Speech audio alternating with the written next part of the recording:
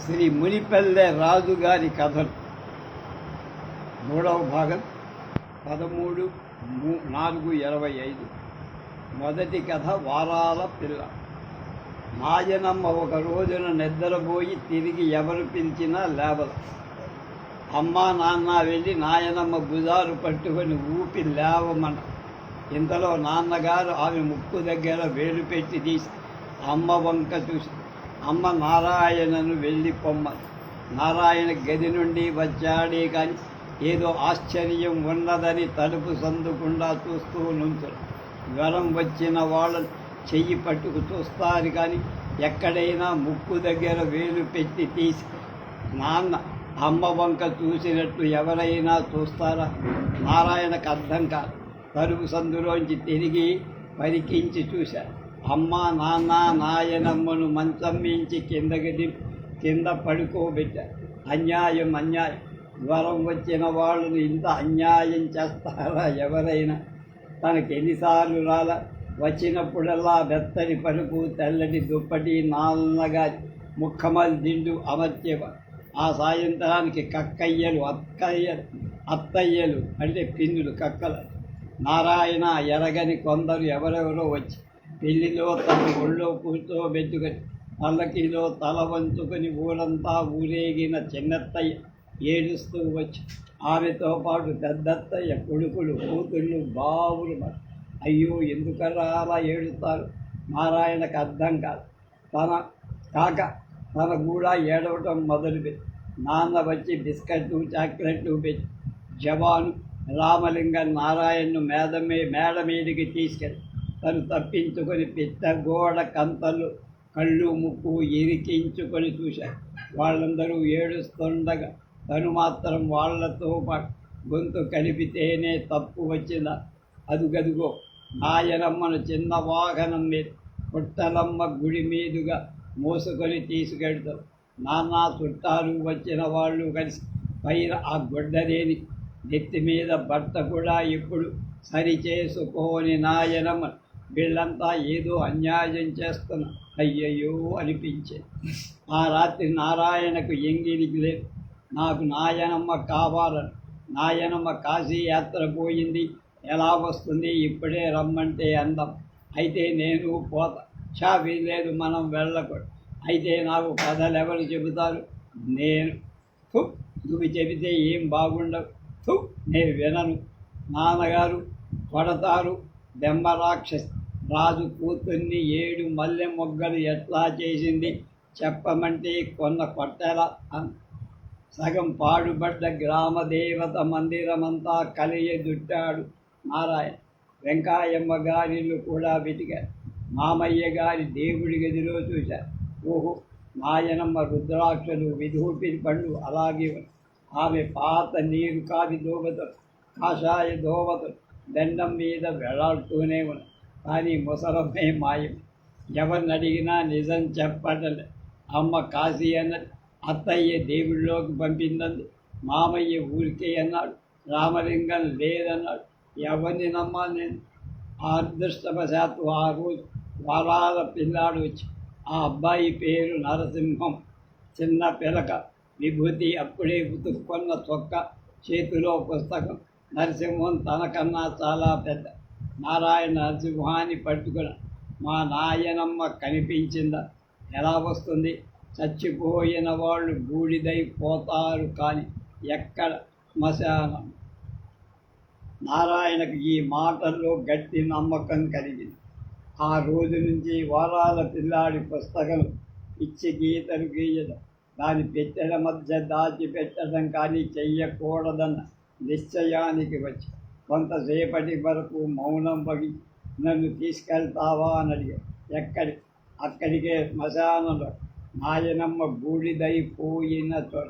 నీ అమ్మగారికి తెలిస్తే అమ్మో ఇప్పుడు కాదులే సాయంత్రం అని. వారాల పిల్లాడితో అలా పరిచయమై, మామూలు పరిచయం కాదు, సన్నిహితమై, ఏ విషము కుట్ర ద్వేషం త్వరబడు. నారాయణ చిన్న గుండెలో కిటికీలు పిరికిగా నెమ్మదిగా వారానికో మాటు వచ్చి తమ ఇంట్లో భోంచేసి పోయే సంస్కృత పాఠశాల కుర్రవాడి మీద సానుభూతితో సంపూర్తంగా తెలుసుకొని మిగతా రోజుల్లో ఎక్కడ తింటావని అడిగాడు. రోజు ఒక్కొక్క ఇళ్ళు వాడు పెట్టకపోతే వరాలు పిల్లాడు కొంచెం తటస్థించి పస్తు పడుకుంటాను వస్తంటే ఊరికేనే అంటే ఆకలి. నారాయణ ఆశ్చర్యంగా చూశాడు. నరసింహమ్మ పడుకొని నిద్రపోయేది పాఠశాల అరుగు మీద. వానొస్తే చీకట్లో కూడా భయం వేయదా? వానస్తో లోపల పడుకుంటా భయం వస్తే పంతులు గారింట్లో కొట్టడా? వట్టి పుణ్యానికి కొడతారా? చదువుకుంటా కదా పాఠాలను. నారాయణకి ఇక ప్రశ్నలు కోత. అతనికి ఇంకా ఆశ్చర్యంగా ఉంది. రోజుకొక తోట తినడం, ఇంకొక తోట పడుకోవడం, భయం లేకపోవడం విచిత్రం కాదా?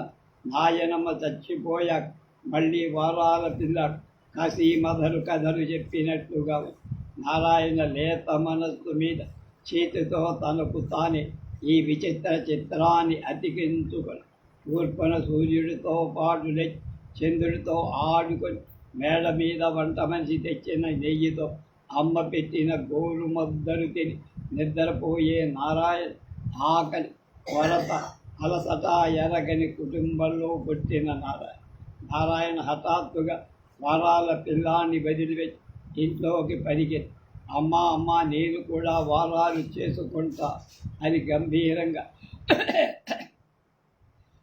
తన నిశ్చయాన్ని తెలియపరిచాడు. చిచి మనకేం కర్మరా అంది అమ్మ.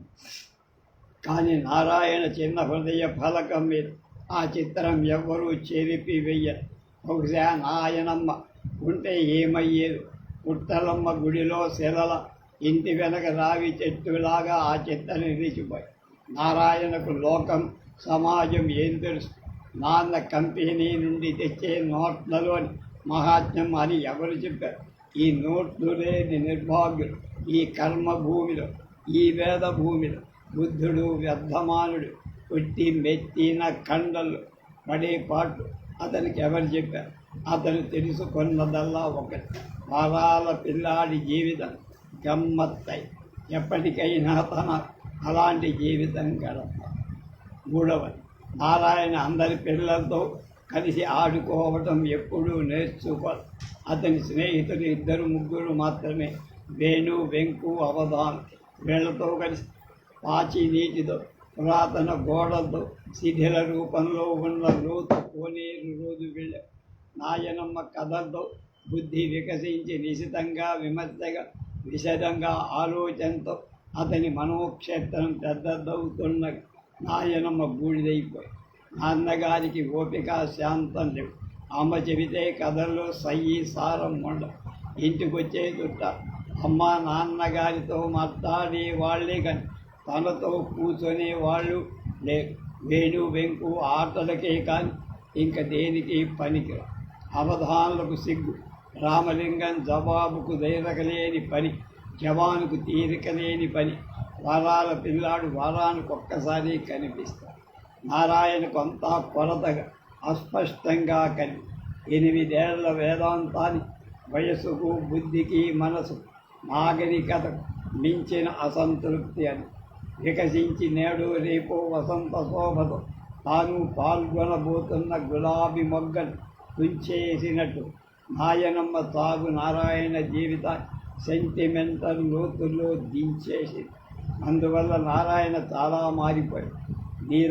నీలపు ఆకాశంలో విప్పారి అంచులు లేకుండా ఉన్న 8 ఏళ్ల మనసు ఇప్పుడు అర్థానికి అతీతమైన రంగులు, కోర్కెల భావాలకు కప్పుకుపోయి అక్కడక్కడ విడిచి వస్తూ ఈ తెలుగుల్లో తడుక్కున ఏదో మెరుపు అప్పుడప్పుడు మెరుస్తూ ఒకరోజు కోనేటి మెట్ల మీద కూర్చొని పాచి నీటిలో నీడ చూసుకునే ప్రయత్నిస్తూ అవధానితో అన్న, చచ్చిపోయిన వాడు బూడిదైపోతారా? ఎందుకు అవుతారు? ఊరికేనే బతికిన్నవాడు కాల్చేస్తే అవుతారు. అంతే సరి వెధవని ఎందుకు మరి వాళ్ళను కాల్చడం దేనికి? గాడిదలు. అవధానికి కూడా ఈ ప్రశ్న అర్థం కాదు. కొంచెం సేపటికి నారాయణ మళ్ళీ అన్నాడు, మనిద్దరం వారాలు చేసుకొని చదువుకుందాం, వస్తావా? రాను. ఎందుకని? వారాలు నాకెందుకు? పేదవాళ్ళకు కానీ పంతా నిండు మళ్ళీ తంతా నిన్నే. నారాయణ లేచి అవధానం రెండేశారు. వరాలు చేసుకోవా అని ఇంకొకటి. నాన్నగారు ఆ రాత్రి కంపెనీ నుండి తిరిగి వచ్చిన తర్వాత అవధానం తను చేసిన అట్లన్నీ తిరగబడ్డాయి తన మీద. రేపటి నుంచి మళ్ళీ బళ్ళికి పో వేధవాయి అని నాన్న గద్ది. నారాయణ బడికి మొదటిసారి వెళ్ళారు. గారాబం చేసి పెంచిన నాయన లేని ఫలితాలు ఇదొక్కటి. అందరికన్నా ముందే అక్షరాలు గుడింతాలు మాటలు నేర్చారు. కానీ ఉత్సాహమే లేదు. సిగ్గు దరభిమానం ఆలోచన ఎక్కువైన నారాయణ 9వ ఏడు ఆ సంవత్సరమే అతనికి గడుగు కూడా చేసి. ఆ మధ్య నాన్నగారేం బాగుండాల. చాలా ఆలస్యంగా ఇంటికి చేరేవారు. రాత్రిళ్ళు ఆ తర్వాత కూడా చాలా రాత్రి వరకు అమ్మ నాన్న దిగులుగా ఏదో మెల్లిగా మాట్లాడుకునేవారు. రామమూర్తి చాలా ద్రోహం చేశాడు. అంతా తప్పుడు లెక్కలు చూసి 20,000 కాజేసి మున్సిపాలిటీ వాళ్ళంతా రెండో పార్టీ చేతుల్లోకి వెళ్ళిపోయి ఇది చూసినా నష్టాలుగానే ఉన్నాయి. మీరు ధైర్యంగా ఉండండి. శ్రీమన్నారాయణుడి దయ వల్ల అన్నీ చక్కబడతాయి. అట్లా గుండె చెడగొట్టుకుంటే ఎలా చెప్పండి అంది అమ్మ. ఈ సంభాషణ జరిగిన మర్నాడే నాన్నగారి శవాన్ని కారులో వేసుకు వచ్చారు. అప్పటికి అమ్మ ఊళ్ళోకి వచ్చారు. బెంగాలీ భక్తురాలి చే హరనాథ్ భజన చేయిస్తారు. నారాయణను బళ్ళో నుంచి పిలుచుకు వచ్చారు. అమ్మ గుండెలు బాదుకుంటూ నారాయణ పిలకా పుస్తకాలు అవతల పారేసి ఏడ్చాడు. మళ్ళీ చుట్టపక్కలు తయారు. అయితే ఈ మాట ఇంకొకసారి తనను ఎవరూ వెళ్ళమనల. నాన్నగారికి పాడగట్టి తన్ను కూడా రమ్మన్నారు. అక్కడ తల్లి నిప్పటితో నాన్నగారి బూడిద చెయ్యమన్నారు. కోపం వచ్చింది. నారాయణ జాలితో కన్నీళ్లు వచ్చాయి. హృదయం మోగదైపోయి కాళ్ళు వణికాయి. కానీ తప్ప చాలాసేపు ఉన్న తర్వాత ఇంటికి తిరిగి వచ్చాడు. అందరూ తలో మాట అన్నారు. తనకు వినబట్టను. ఏదో తిన్నారు. విషం అప్పులు ముంచేసాయి. అందరినీ నమ్మారు. మెడకు తెచ్చుకొని 10 రోజుల్లో అమ్మ రూపు మారి చుట్టాలంతా వెళ్ళిపోయారు. ఒక రోజున ఒక పెద్ద మనిషి వచ్చి ఆయన గారి ఇన్సూరెన్స్ ఏం రాలా, ఆత్మహత్య కింద తేల్చారు అన్నాడు తలుపు చాటున ఉన్న అమ్మతో. అయ్యో, మా ఆశలన్నీ దాని మీదే ఉన్నాయి అన్నయ్య గారు అంది అమ్మ. కంపెనీ అంతా రామ్మూర్తి తీసుకుంటున్నా. అన్ని పత్రాలు సృష్టించి కూతున్నాడు వెధవ. బ్యాంకు వాడు ఇల్లు వేలానికి తెస్తున్నారు అని చెప్పి ఆ పెద్ద మనిషి మాయమయ్యి ఆయన అమ్మ పెత్తల్ని కూడా అమ్మ వాళ్లకు వీళ్లకు కబుర్లు చేసి నారాయణ కక్కయ్యను ముఖం తప్పించేసి నాన్న చుట్టూ తిరిగి లీడరు పని సాగించిన సుబ్బారావు, కాళిదాసు పంతు, నరసింగరావు కూడా నాన్న దగ్గర చేబదుళ్ళు తీసుకొని కోనంగి కూడా సబ్ రిజిస్టార్ ఆఫీసు ముందు కూర్చొని తప్పుడు పత్రాలు వ్రాసే చెట్టు కింద లీడర్ కోనంగి.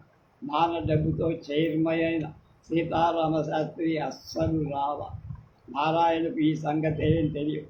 అమ్మ ఇతరులలో అని కళ్ళ నీళ్లు పెట్టుకుంటుంటే విన్న విశేషం. అమ్మ, తమ్ముడు, మామయ్య మాత్రం వచ్చారు. ఇక వీడి చదువు సంగతి చూడాలి కానీ పోయిన వాళ్ళు తిరిగి రాదు కదా అన్న. ఆ రోజు అమ్మ తనతో అన్నది, మనం కొత్త ఇంటికి పోవాలి. ఈ ఇల్లు అప్పుల వాళ్లకు కొత్త ఇల్లు చెందదు. ఊరిది కోమట్ల ఇంటి పక్కనే ఉంది. అయితే కోనేటికి చాలా దగ్గర. ముదిక వారాలు చేసుకొని తినాలి. నా సొమ్ములన్నీ అమ్మేసి మిగిలిన అప్పులన్నీ తీర్చేశా అని అమ్మ నారాయణ బుజ్జగిస్తూ ఎంత చేసుకోవడం. మామయ్య కుదిరిస్తాడు. మామయ్య కూడా లేనివాడు కదా నాయన. నారాయణకు సంతోషం. ఎక్కడెక్కడో తినచ్చు, ఎక్కడెక్కడో పడుకోవటానికి మాత్రం అక్కర్ల. అమ్మను మామయ్య వాడు తీసుకువెళ్ళిన తర్వాత తన ఇష్టం వచ్చిన చోట పడుకోవచ్చుగా. కానీ ఇంతలోనే తన ఆశలు, అనుమానాలు, పొరపాట్లు అయినాయి. ఏడ్చి అమ్మయ్య ఊరమ్మిన ఊళ్ళో కట్టలమ్మదేమురా నాయన. నిన్ను మామయ్య కొన్నూరు తీసుకువెళ్తాడు. అక్కడి నుంచి రైల్లో బెదవాడు అక్కడే చదువుకో. నీ జీతంలో కొంత మామయ్య కట్టేస్తారు. మిగతాది చందాలు వేయిస్తానని అంటున్నా. వారాలు కూడా కుదురుతాయి. చక్కగా చదువుకో నా బుజ్జి. చదివి పెద్దవాడవి. నీ తల్లి కష్టాలు తీరుస్తావు కదా. కన్న తండ్రి అని. అమ్మ కన్నీళ్ళాగల ఏడ్చి ఏడ్చి నేలకేసి తల బాదుకో. నారాయణ అంతా చూశాడు. కానీ ఉదయం నోరు మోగైపోయి ఇదివరకే కళ్ళలో చెమ్మ చచ్చి ఇవాళే వెళ్ళనా అని మాత్రమే కాదు, వచ్చే ఆదివారం ప్రయాణం. నాన్నగారు బతికిస్తే ఈ సమస్యలన్నీ తీరిపోతాయి, బతికి వస్తే అనుకున్నాడు నారాయణ. ఆమె శోకంలో ఏడ్పుల్లో ఈ సాయంత్రం అవధానని తిరిగి సలహా అడిగారు. ఎట్లా అయినా పెద్దవ అవునై చచ్చిన వాళ్ళను కూడా తిరిగి బతికించవచ్చు. లక్ష్మణులు వారు, హనుమంతులు వారు సంజీవి తెచ్చి బతికించలా. సంజీవి ఎక్కడ దొరుకుతుందో లేదో చెప్పలేదు. మా తాతయ్య అన్నాడు కదా, గరుత్మంతుల వారి గూళ్ళు నీళ్లకు ఎదురీది ఒక పుల్ల ఉంటుందట, దాన్ని తెచ్చి మీ నాన్న బూడిదకు ఆకిస్తే ఓ అదెంతవని. అది గరుత్మంతుల గూళ్ళు తెస్తాను. ఇదిగో ఇంకో మాట, ఎక్కడైనా కామధేను దొరుకుతుందేమో, అదెందుకు, అది నల్లటి ఆవు, దాని పాలు పితికి చల్లినా చాలు చచ్చినవాడు. నారాయణ పొడుగు గుళ్ళలో ఇతర గూళ్ళన్నీ పడగొట్టి కోనిటిలో ప్రయోగాలు చేసి అక్కడ కాదని కాలములు చేసి కానీ ఎదురేదిన పుల్ల కనప. తర్వాత చెట్లు పుట్టలు గాలించి చూశారు. గరుత్మంతుల వారి గూడు కనపడల. కామధేనువు అది స్వర్గంలో ఉంటుందట. ఆ సంగతి ఆ విధవ అవధానం చెప్పనేలా. నారాయణ ఇట్లా నిరాశలో మునిగి ఉండగా ఆదివారం మామయ్య వచ్చారు. రేపు ప్రయాణమనగా రాత్రి అమ్మ భోజన సమయంలో నారాయణ బంతిలో కూర్చున్న మామయ్య నెయ్యి వడ్డించి తనకు వెయ్యకపోవటం గమనించి ఒక క్షణం ఆచి నెయ్యి అన్నాడు తల ఎత్తడు. అక్కడ నీకు నెయ్యి వేసేవాళ్ళు ఉంటారు, వెయ్యని వాళ్ళు ఉంటారు. నెయ్యి అలవాటు తగ్గించుకోవాలి.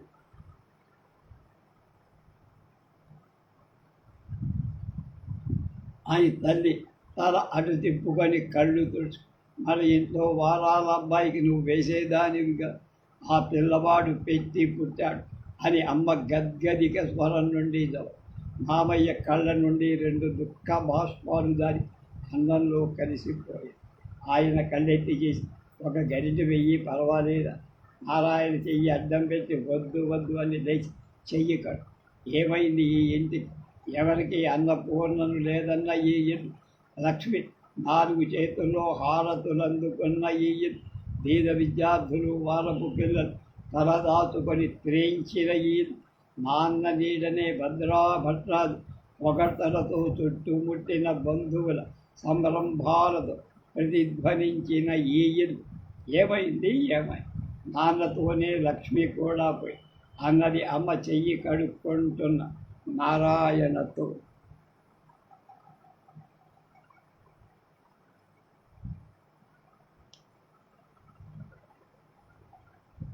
మామయ్య నడుము వాల్చగానే నారాయణ చీకట్లోకి పోయి ఏడ్చి ఎందుకో అర్థం బహుశా అమ్మ మాటలుగా నెయ్యిక నారాయణ చీకట్లో నడిచి అప్రయత్నంగా తమ సొంత పాత ఇంటికి రేపే కదా ఈ మేడ ఇంటికి వదిలి వెళ్ళేది. చిన్న నారాయణ మొదట భయం వేసి తన జీవితంలో జీవితమైన జామ చెట్టు కూడా చీకట్లో జుట్టు వెరబోసుకొని సోకిస్తున్న విధవలాభులు. ఎన్నిసార్లు నాయనమ్మను ఏడిపించటాన్ని ఆ చెట్టెక్కి దూకుతానని దడిపించాడు. జామకాయల్ని కార్తీక మాసంలో కొరికి తినేస్తున్న ఉడతను ఎంత గురిగా రాళ్లతో కొట్టాడు. గోడ పక్కనే ఉన్న సీతాఫలం చెట్టు ఎవరికీ చెప్పకుండా ఏ వేళ పడితే ఆ వేళ మగ్గి రాలటానికి తలపోస్తున్న పళ్ళను ఎన్ని తిన్నాడు. మళ్ళీ ఇలాంటివి దొరుకుతాయా. తనను పిలుస్తున్నట్లుగా పిట్టగోడ భయంతో చీకటినే కావలించుకొని క్రీపర్లు అంటే పాకేటువంటివి మధ్య మధ్య క్రోటం చెట్టు అన్నీ విడిచి వెళుతున్నా. ఈ ఇల్లును కొన్న శివార్చకుడు నాన్న ఉండగా తనను పలికరించేవాడు. ఇప్పుడు చూసి చూడనట్టు తప్పించుకుపోదు. ఇక ఈ ఇల్లంతా వాళ్ళదేగా. నాయనమ్మ అమ్మ వద్దన్న కొద్ది ఇంటి వెనక దొడ్లో పాదులు ముఖ్యంగా వడ్లకాయలు తన ఇంక కోయక్కర్లేదు కదా. తన కింద ఇంట్లో ముత్తడైన స్తంభం మీద తీసిన బొమ్మలను ఈ శివార్చకులు ఇంకా ఉంచనిస్తారా? ఎవరూ లేకుండా చూసి తను బావిలో తన నీడతో ఇంకా ఆడుకునేదెట్లా? అనసూయ, సరస్వతి, అరుంధతి, వేణు, వెంకు తను వెళ్ళిపోయాక కూడా పండగలకి ఆ ఇంట్లోకి వెళ్తారా? ఏమో. కక్కయ్య దగ్గర అంత డబ్బు ఉంది కదా, ఆయన కొనుక్కొని తనకు ఇవ్వలేకపోయాడా మా ఇల్లు? ఇంతలోనే ఆ ఇంట్లోంచి శివార్చకుడు లాంతర్తో బయటకు రావడం గమనించి నారాయణ తన తపస్సు నుంచి మదిలాడు. అంతా అగమ్యమై, అగోచరమై, అస్పష్టమై నారాయణకు తట్టింది.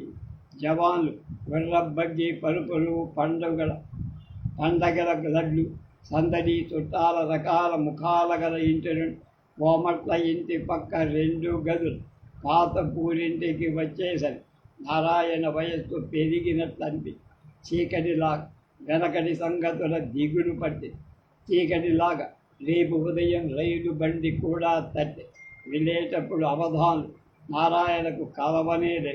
ఏమంటే, మా అమ్మ మీ ఇంటి వైపు వెళ్ళవద్దని చెప్పిందంట. గరుత్మంతుడి గూడు సంగతి అబద్ధం చెప్పిన వాటిని కోనేటి పసరు నీళ్లలో 3 సార్లు ముంచి లేపినా తప్పు లేదనిపించి మెదవాడి నుంచి వెళ్ళిపోయే రోజున మామయ్య అన్నారు. 6 వారాలు కుదిరాయి. 7వది కుదరటానికి మేస్టేటుగా చాలా తొందరలో ఉన్నారు. నాకు సెలవు కూడా అయిపోయింది. ఆయన చాలా మంచివాడు. మన శాఖే. వెళ్ళి నమస్కారం చేసి వారం ఇప్పించమని అడుగు.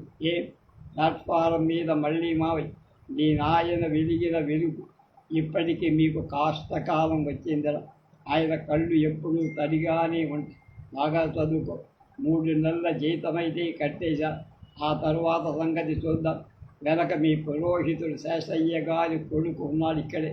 ఆయన చందాలు ఏర్పాటు చేస్తాడన్నాడు. వెళ్ళి మళ్ళీ కనబడు. మావయ్య ఎప్పుడూ ముక్తసరిగా మాట్లాడేవాడు. ఇవాళ రుద్ధమైన కంఠంతో పెనుగులాడుతూ ఎన్ని మాటలు మాట్లాడు. నాన్న నుండి ఏ లాభం ఎన్నడూ ఆశించని మామయ్య ఇవాళ నారాయణ గార్డియన్ అయ్యా. ఇన్నాళ్ళు నాన్న పొగడ్తలతో, మన్నలతో, మాటలతో మాయ చేసిన సొమ్ములు, వస్తువులు, పట్టు చీరలు కాజేసిన అత్తయ్యలు, పెన్నమ్మలు నారాయణ సంగతి ఎందుకు పట్టించుకోలేదు? అమ్మ అతనికి వివరంగా చెప్పలేదు. నారాయణకు పురోహితుడు బాగా తెలుసు. నాయనమ్మ చచ్చిపోతే ఆవు తీసుకున్నదాయి. తన పుట్టినరోజు పండగ నాన్న పిలిపించి మంత్రాలు చదివి ఖద్దరు చాపుడు పెట్టి పంపించింది కూడా ఆయనకు. నాన్న చనిపోయే ముందు ఏదో కాగితం రాసి ఈయనకు ఇస్తుంటే అమ్మాయిది భూదానం అని చెప్పి ఆ పురోహితుడి గారింట్లోనే ఇప్పుడు నారాయణ మంగళవారం భోజనం తిని లేచారు. పురోహితుల గారింట్లో ఆడవాళ్ళందా నారాయణను దయగా చూశారు. ముఖ్యంగా ముసలా. అతను తిన్నసేపు భూదానం చేసిన నాన్నగారి గురించే చెప్పింది. నారాయణ ఇప్పుడు నారాయణ కాదు. నారాయణ ఎక్కడున్నాడు? వేణు, వెంకు, అవధాను భయపడే నారాయణ. బంట్రోజు రామలింగం భుజాల మీద ఎక్కి తిరిగిన నారాయణ. నాన్నగారి గుర్రబగ్గీలో షికారు చేసిన నారాయణ. మేడ మీద నేతి గోరు ముద్దల నారాయణ ఎక్కడున్నా. నాన్న మెప్పు కోసం తనకు చొక్కా గుడ్డను సిలుకువి కుట్టించిన అత్తయ్యల అల్లుడు కాదే ఈ నారాయణ. పెద్దత్తయ్య 2వ కూతురు అనసును చూపించి నీ పెళ్ళాన్రా నారాయణ అని ఒక్క గొంతుతో అన్న చుట్టాల బలగపు టొమాటో పండు కాదు ఈనాడు. నిజంగా చెప్పాలంటే పెళ్ళాంలాగానే తనను చూడగానే గౌలు సర్దుకొని చిన్న పరిగెనల కాళ్ళకు అడ్డం పడుతుంటే చిరుగంటల కాలిపడ్డారు. బొంబాయి గాజులు మోగించుకుంటూ పరిగెత్తే అనసు కాబోయే మొగుడు కూడా కాదు ఈ నారాయణ. ఈ నారాయణ 7 వారాలు 1 వారం తక్కువై ఆకలి దిష్టి కళ్ళకు గురై గదవాడ బజార్లన్నీ మంచినీళ్లు తాగి తిరుగుతున్నారు. ఎక్కడెక్కడో తిరిగి పూటకూళ్ళ రంగమ్మ గారి వరండాలు చాలని దీపం పాఠాలు చదువుకుంటున్న నారాయణ. ఈ నారాయణ చాప మీద చిన్న దంపకానా పరుచుకొని నిద్రపోయిన పొద్దున్నే వంటి మీద దద్దుర్లు చూసుకుంటున్న నారాయణ ఈనారాయణ. సబ్ రిజిస్ట్రారి గారింట్లో తూర్పు వంటదిని పాచిపోయిన అన్నమంతా వాంతి చేసుకొని దిక్క మొహంతో ఇంటికి వచ్చి అమ్మకు బదులు పూట కోళ్ళమ్మను దర్శించిన నారాయణ ఈ నారాయణ. ఈ నారాయణకు ఇల్లు లేదు, ఈ నారాయణకు వేస్ట్ లేదు, సిల్కు చొక్కా లేవు, ఈ నారాయణకు అజీర్ణము లేదు, అత్తయ్య కూతురు అనసూయ లేదు, హై స్కూల్ పుస్తకాలు లేవు, వారము లేదు, ఒక వారం లేదు. ఈ నారాయణ బికారి, ఈ నారాయణ వారాల పిల్లాడికి ఆకలేసింది. ఆ రోజు స్కూలుకు పోలా. మేజిస్ట్రేట్ గారింటి దాకా 2 సార్లు వెళ్ళి తిరిగి వచ్చాడు. ఎట్లా? ఆయన నమస్కారం చెయ్యమని మామయ్య చెప్పాడు. తన జ్ఞాపకంలో మనుషులకు ఎవరికి నమస్కారం చెయ్యల. తనకు తానే విగ్రహాలు కాబట్టి దేవుడికి నాయనమ్మతో పాటు అమ్మతో నమస్కారాలు చేశాడు. ఏమని అడగం, ఎలా అడగడం, నీకెందుకు వారం అని నల్లటి మెడిగుడ్డు మేజిస్ట్రేట్ అడిగితే మరి ఆకలి. మామయ్య పేరు చెబితే తప్పదు ఆకలి. వెళ్ళబంటూ చూడకుండా ఇంట్లోకి వెళ్ళి మొదటి గదిలో నిల్చున్న ఆయన రాగానే చేతులెత్తి టెకమకబడి నీళ్లు నములు కళ్ళు దించుకొని నమస్కరించారు. వారాల పిల్లాని ఏ శాఖ అని గర్జనగా మేజిస్ట్రేట్. శాఖలకు ఇంత సన్నిహితమా? మామయ్య చెప్పిన శాఖ చెప్పారు. సెటిల్మెంట్ ఎరుకల వాళ్ళని, దొంగ యానాదులు, పోలీస్ సాక్ష్యంతో కూడా పని లేకుండానే నేరస్తులకు తీసుకురాబడ్డ వాళ్ళ ముఖాలు మాత్రమే చూసి శిక్షను విధించడం ముఖ్య కర్తవ్యమైన మేజిస్ట్రేట్ హరిహరంగా కంది సమాజమంతా ఎత్తి పారేసి చిన్న ఖైదీ ధనం, ఇల్లు తండ్రి నేడాలేని పిల్ల ఖైదీ నారాయణ వంక చూసి ఆ ముఖాన కొట్టేది అంత విభూతి పెట్టుకుంటే మీ శాఖకు లోటొస్తుందా అని మరోమారు వారి సున్నితమైన గొంతును సరైన స్థానానికి తాయికి తెచ్చి వారాల పిల్లవాడి కళ్ళ వెంట నీడలు. మా ఇంట్లో ఇలాంటి వేషాలు పనికిరావు. బడుగైందా మరి ఆ ట్రాఫింగ్ ఎందుకు, ఏడుపెందుకు, సంధ్యావందనం వస్తా? ఓహో, ఎందుకు వస్తుంది? తడిగొడ్డ కట్టుకొని స్నానం చేసి మరీ బొట్టు పెట్టుకొని తిండికి రా. మా ఇంట్లో పెందలాడి కాదు, 11 గంటలు ఎప్పుడైనా అంతే. ఒక పూట భోజనం, రాత్రి ఉప్పుడిపోయి అమావాస్య అయితే నువ్వు రావక్కల్లా అని 11 గంటలకు వెళ్ళాడు. న్యాయ దర్పణకు ప్రభుత్వాధికారి మేజిస్ట్రేట్ భార్య వారాల పిల్లవాడి సంగతి మర్చిపో. ఈ వారం లేదు పో, వచ్చే వారం నుంచి 2 రోజుల ముందుగానే జ్ఞాపకం చెయ్యిపో అని మేజిస్ట్రేట్ గారి నుండి న్యాయ విచారణ నేర్చుకున్న ఆయన ధర్మం. ఉసూరమంటూ వారాల పిల్లాడు పాత పట్టణం వైపు బయలుదేరి అక్కడ అసిస్టెంట్ కరణం గారిని కూడా వారం కోసం చూడమని కదా మామయ్య మాటలు. ఆకలితో పోరాటానికి తయారవుతున్న నారాయణ కొత్త వ్యక్తుల్ని, వింత ప్రకృతిని తన దురభిమానం చంపుకుంటూ చూడటం అలవాటైనట్టు. ఈ అసిస్టెంట్ కరణం తమ్ముడు కూడా స్కూల్లో తన క్లాసే. ఇంట్లో తన గౌరవం ఎలా ఉన్న అసిస్టెంట్ కరణంగా బజార్లో కుమ్ముడు తిరిగిన ఠాణేదారుగా మల్లెవాడు ఉత్తరీయం వేసుకొని ఆ రోజు ప్రైవేట్లో వచ్చిన కిళ్ళి నములుతూ సిజర్ సిగరెట్టు చుట్టన కాల్చినట్టు కాల్చి, ఓ అబ్బే దానికేముంది, మీ నాయనగారు కాదుటాయి నాకు ఈ ఉద్యోగం ఇప్పించి, మా బావమరిది మీ నాన్నగారి కంపెనీలో అకౌంట్ పన్ను కొన్నాడు చేశాడుగా, ఆహా ఊహు గొప్ప దర్జాలి మీద. ఇంటికి వెళ్ళగానే అసిస్టెంట్ కరణం గారి అమ్మ కుమ్ముడు దిగిని రానేదారు. ప్రైవేటుకి ఇచ్చిన కిళ్ళి సిగరెట్ల భోగపరాయుడు ఆయన కొడుకు మీద చీపులు కట్ట తీసుకొని లేచి, రోజుకొక తద్దిరం తెచ్చి పెడతావా, నీకు చేతనైతే పూట కూలి పెట్టి ఛు అంటూ పేద దీర్ఘం ఉందని వారాల పిల్లాడు ఆకలి అగౌరవంతో నివ్వెరపోయి. అంతేనా, అసిస్టెంట్ కన్నం గారి తమ్ముడు రేపు తనతో పాటు స్కూలుకు వచ్చి తోటి పిల్లలు తన వారాల పిల్లాడని చెబితే ఇంతవరకు ఎవరికి తెలియకుండా తను తిరుగుతున్నాడు. ఇక వచ్చిన దారి పట్టాడు అతనుండే పూటకోళ్ళ రంగమ్మ గారి ఇంటి పక్క బజార్లోని కారు డ్రైవర్ వీరరాఘవులు కొడుకు కుమారస్వామి నారాయణుడు చూసి ఇంటికి తీసుకెళ్ళి అతను కూడా ఏమట్లా ఉన్నావు, అన్నం తిన్నావా, మా ఇంట్లో తింటావా?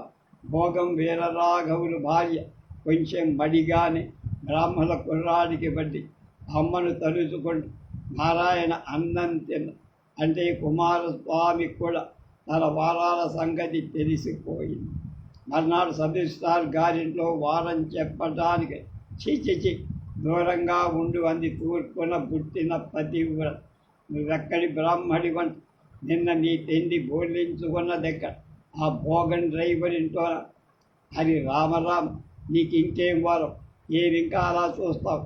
నిన్న మా బంటోదు చూడలా అని కాంపౌండర్ గారి భార్య గడపలో అడిగి, నీకు విస్తళ్ళు కొట్టడం వస్తా రా? మరి ఏమో, రాకపోతే ఎలా? అది వస్తుంది, నేర్చుకో. మా ముసలమ్మ నేర్చు. ఎన్ని బాదమాకులు చీల్చిన పూచికలు పుల్లలు ముందేసుకొని కళ్ళజోడు దారాలతో చెవులకు కట్టుకొని కూర్చున్న ముసలమ్మకి విస్తలు కుట్టే నైపుణ్యానికి తలపడ్డాడు ఆకలితో వచ్చిన విద్యార్థిని. అది ఆయన తరువాత ముసలమ్మగా ముచ్చబోయే ఎత్తుకు వచ్చిన కాళ్లను అబ్బాయి కాస్త కాడు తొక్కుదు అని మొడి. ఆ ముసలి నక్క సద్దెన్నం తినగానే కాంపౌండర్గా ఆసుపత్రి మందుతో తన సొంత ప్రాక్టీసుకు వెళ్తూ, ఇదిగోనోయ్, నీ పేరేమిటో నారాయణేనా? మా పిల్లలిద్దరికీ పాపయ్య గారి బళ్ళు వదిలి నీ దారిన పో. పాపయ్య గారి బడి ఈ వైపు, తన హై స్కూల్ ఆవి. నారాయణకు బడి ఆలస్యమే. ఆ రోజున ఆయన మాత్రమేం చేయగలడు. లోకల్ ఫండ్ బోర్డు ఇచ్చే జీతానుసారం వేళకు నానా తిప్పలు. మన వీధి పక్కనే సంస్కృత పాఠశాల ఉపాధ్యాయులు గారు ఉన్నారు. ఆయనకు వారాలు చేసుకొని బుద్ధికి వస్తున్న పిల్లలంటే చాలా ప్రాణం. అక్కడికి వెళ్తే నీకు తప్పక వారం దొరుకుతుంది అని సలహా ఇచ్చింది పురోహితుల గారింట్లో ముసల. వారాలు పిల్లలంటే ప్రాణాలు విడిచేవాడు. నారాయణకి ఇంతలో ఎవ్వరూ ప్రత్యక్షం కాకపోయినా సంస్కృత పాఠశాల ఉపాధ్యాయుల గారి ఇల్లు వెతుక్కుంటూ వెళ్ళాం. ఎవరి ఉపాధ్యాయులు తన చిన్నతనంలో తన ఇంట్లో వారం చేసుకున్న నరసింహం కాదు, ఆ నారాయణ అని ఉభయ భాషా పండిత్ నరసింహం గారు మంచం మించి దిగ్గున లేచి ఎగిర. నారాయణ, నేను జ్ఞాపకం లేదా? మా పుస్తకాలు పిచ్చి గీతలు గీసిన నారాయణ కదుటో ఆ నాయన, నిన్ను గురించే శేషమ్మ గారు చెప్పి ఎంతటి కుటుంబం ఎంత గతికి వచ్చిందయ్యా. వరాల పిల్లాడు కథలక నుంచున్న 2 కండులు మూసుకొని రెప్పల్ని తడుపుతూ జల వీడి కన్నీరు కారుస్తూ ఆ మూసుకున్న కళ్ళను లెక్క చెయ్యక ప్రవహిస్తోంది చెక్కి జాలి గొలుపుతోన్న నునుబుగ్గల మీద. నారాయణకు నాయనమ్మ చిన్నప్పుడు నరసింహం చూపిన శ్మశానం తిరిగి స్మృతికి వచ్చి కట్టెదుట నిలిచి నారాయణ ఒక్క పలుకు పలకక ఆకలితోనే వెనుతిరిగా చరచర అడుగులు వేసి దురభిమానపు హృదయపు ఒత్తిడితో బరువెక్కిన అవ్యక్త భావాలతో గడప దాటి పోసాక ఉభయ భాషా ప్రవి నరసింహం బుర్రకు మించిన బరువు. నారాయణ అని కేకే బయటకు ఉన్న కొబ్బరి చెట్టు మాత్రం తలూపింది. నారాయణ ఈ లోపల ఒక్కసారి ఇంటికి వెళ్ళగలిగాడు. అమ్మను చూశాడు. అమ్మతో కూడా తన ఆకలి అవమానం చెప్పడానికి అతని దురభిమానం అర్థం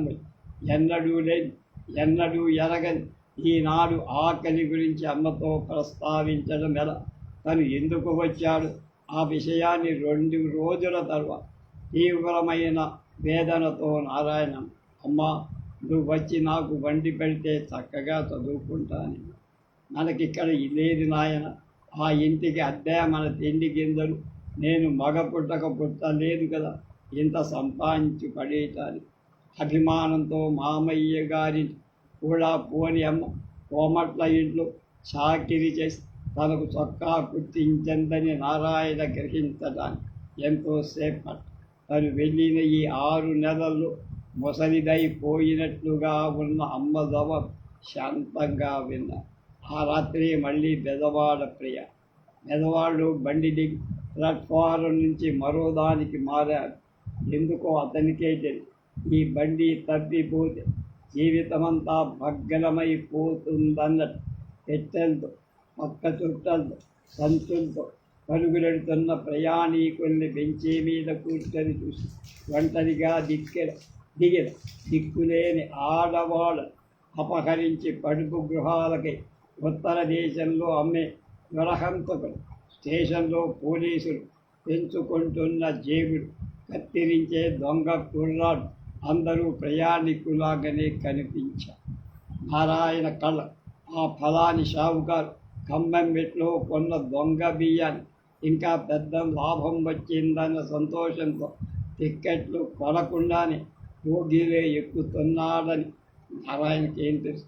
విసుగుబట్టి చివరికి ఇంకో రైలు బండి ఎక్కి తను కూర్చున్నాడు కొంతసేపటి. అందులో తోటి ప్రయాణికుల సంగతి కూడా పట్టించుకోవాలి. ఇంట్లో భార్య చేతి రోజు చీపురు దెబ్బలు తింటూ ఆవకాయ కారం తింటూ కూడా షడ్డకుడి కొడుకు సికింద్రాబాద్ నుంచి వచ్చిన పెళ్లి సంబంధాన్ని ముక్కలు చెయ్యటానికై ప్రయాణమైన స్టాంపు వెండ ఆయనకున్న బిరుదులో ఇదొక కోణం పామయ్య. అవి 2 వేర్వేరు బిరుదు. పంతులు గారు 3వ తరగతి పెట్టెలో ప్రజల సొమ్ముతో పెరిగిన పాపిష్టి దేహ బెంచీ నిండా పరచగా ఆయన కాళ్ళ కట్టెనే కూర్చొని ఆనాడే 10 ఏళ్ళు నిండిన నారాయణ నిద్ర ఆకలి పెట్టిన ఆయాసంతో బలహీనపు నిద్రపోయి పెదవాడను మరిచిపోయిన వరాలు. మర్నాడు కళ్ళు నిలుపుకుంటే హైదరాబాద్ అని ఉన్న బోర్డు చూశారు. టికెట్లు కలెక్టర్ నారాయణ దవడలు ఎందుకు వాయించాడో తెలియదు. తను కాక ఇంకో ముస్లిం కుర్రాన్ని కూడా టికెట్ కలెక్టర్ను పట్టుకున్నా. కానీ వాడిని పెద్ద దెబ్బలు కొట్ట. ఎవరో ఫెస్ టోపీ పెట్టుకొని తంబాకుకెళ్ళి గొర్రెలాగా నములుతూ ఉన్న ముస్లిం అధికారి వచ్చి టికెట్ లేకుండా ప్రయాణం చేసిన ఖాదర్ భక్తులు విడుదల చేసి తనను విడుదల చేశారు. చివరి ఎందుకో తన టికెట్ నిన్నటితో మొన్నటితో రైల్లో రోమయ్య పంతులు పెట్టిన పులిహార సర్ది తిని ఫుట్బోర్డు మీదనే అప్పటిదాకా మంచినీళ్ళ ఆకలిని చంపిన వాడు పోషకాక ఇంకేమవుతాడు? శోషపోయిన తర్వాత టిక్కెట్ల కలెక్టర్ ఇక భూమికలు వెరగొట్టాల్సిన అవసరం తప్పింది. నారాయణ హైదరాబాద్ జైల్లో పడటం కూడా అప్రయత్నం. మార్వాడీల సత్తరంలో ఇంత రొట్టె అన్నం తిని ఉస్మాన్ గంజీ వైపు నడిచి వెళ్ళిన వాడి మరొక త్వరక పెద్ద మనిషి కనిపించి అక్కడ అందరూ ఉర్దూలోనే ఒక చిన్న పెట్టె చేతికి మాతో రారా అన్నాడు. నైజాం పాలక జాతికి చెందిన కొడుకోడు మనిషి. ఆ మనిషి రెక్క పట్టుకొని బొరకాలు ఉన్న స్త్రీనొకదను నడిపిస్తున్నాడు. టాంగారు నుంచుండే స్థానంలో అనేక గల్లీలు తిరిగి నవాబులు, మసీదులు, మార్వాడి వడ్డీ వ్యాపారం, వెండి దుకాణాల్లోకి వెళ్ళేను. అందంగా చేయబడ్డ విశాలమైన రోడ్లన్నీ వెనకనే నారాయణ కూర్చున్న టాంగ చీకటి మురికి ఇంటి ముందని. కానీ అతనికి ఒక ఆశ్చర్యం. బలఖా కింద ఉన్న ఆడసి అమర్చి ఎంతసేపు సందగా ఏడుచుకొని నారాయణ ఇంట్లో చెడ్డ చాకిరీ చేసి 4 రోజులు. ఆ రోజు సాయంత్రం అక్కడి నుంచి తప్పించుకు పారికి పోదామని ఆలోచన చేస్తుండగా పరదా నుండి అబ్బాయి అని అన్ని రోజులకు ఒక తెలుగు పిలుపేరు మరఖాలో ఉండి ఆ రోజున ఏడ్చినవని. నువ్వు తెలుగువాడివా? అవును. నేను కూడా. నన్ను నొల్లు పెట్టి ఈ త్వరకోడు తోడుకొచ్చాడు. దొర్లింటో కనిపిస్తాన్ని మాయ చేసిందయ్యా. ఇద్దరం పారిపో. ఆ రాత్రి చీకటి పడ్డ తర్వాత చాలాసేపు ఆలోచించారు. ఫెస్ టోపీ ఇంటికి రాల. కొత్త గొంతులు సందులు తిరిగి ఇద్దరు స్టేషన్ చేర. బ్రహ్మాండమైన ప్రయత్నం చేసి కరీంనగర్ తెలుగు గొల్ల పిల్ల నారాయణకు అనాయిచి బరఖా తీసి దూరంగా పారి నారాయణ గూడాలో మా మామ గుండాడు, నేను పోతాను. నారాయణ తల మీద ఫెస్ కాపీ నేల మీద విసిరేస్తుండగా మళ్ళీ ఖాదర్ భక్షకన్ టికెట్టు లేని ప్రయాణి ఈ మాట స్నేహితులయ్య, తర్వాత జేబు దొంగలయ్య. మిగతా కథ రేపు తెలుసుకో.